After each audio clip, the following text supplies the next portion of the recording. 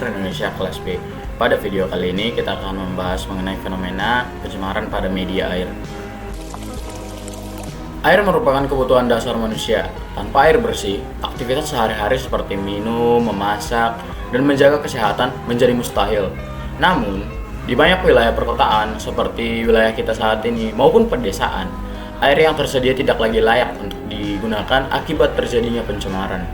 Pencemaran air merupakan salah satu masalah lingkungan yang semakin kompleks seiring dengan pertumbuhan penduduk dan perkembangan industri, limbah rumah tangga, aktivitas pertanian, serta pembuangan limbah industri yang tidak terkelola dengan baik menjadi penyumbang utama penurunan kualitas air.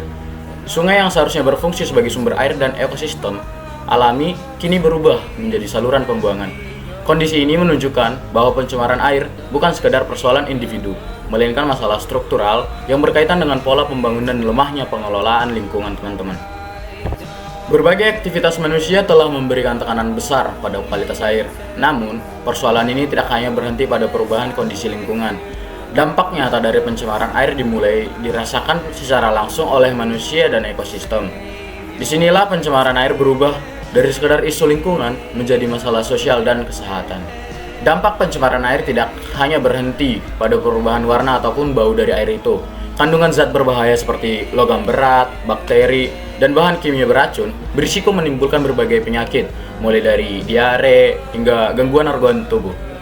Selain berdampak pada kesehatan manusia, pencemaran air juga dapat merusak keseimbangan ekosistem. Ikan dan organisme air mati, sumber mata pencaharian masyarakat juga terganggu, dan biaya pengelolaan air bersih semakin meningkat. Pertanyaan pentingnya adalah, mengapa pencemaran air terus terjadi meskipun dampaknya sudah diketahui secara luas? Mengetahui dampak pencemaran air saja tidak cukup untuk menyelesaikan masalah ini. Tanpa memahami penyebab dan pihak-pihak yang terlibat, pencemaran air akan terus berulang. Oleh karena itu, pembahasan selanjutnya akan menyoroti upaya-upaya yang dapat dilakukan oleh berbagai pihak dalam mengendalikan pencemaran air.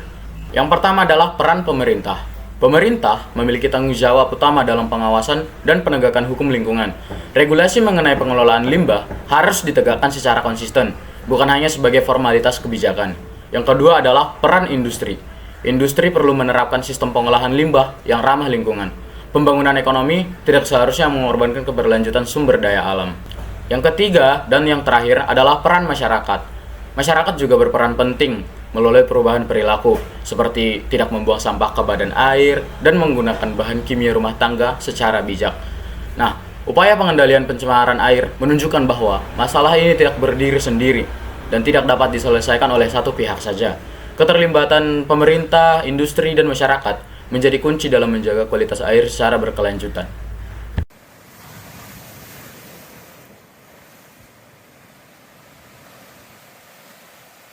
Dapat kita simpulkan, pencemaran air merupakan masalah multidimensional yang berdampak pada kesehatan, lingkungan, dan kesejahteraan sosial. Selama air masih dipandang sebagai tempat pembuangan, bukan sumber kehidupan, maka masalah ini akan terus berulang. Kesimpulan itu menegaskan bahwa pencemaran air merupakan tanggung jawab bersama, namun tanggung jawab tidak akan berhenti ataupun berarti tanpa tindakan nyata. Oleh karena itu, diperlukan langkah-langkah konkret yang dapat dilakukan untuk mencegah pencemaran air di masa mendatang. Oleh karena itu, teman-teman, diperlukan kesadaran kolektif dan komitmen bersama dalam menjaga kualitas air. Melalui kebijakan yang tegas, teknologi yang tepat, serta partisipasi aktif masyarakat, pencemaran air dapat dikendalikan. Menjaga air berarti menjaga kehidupan, bukan hanya untuk hari ini, tetapi juga untuk generasi yang akan datang.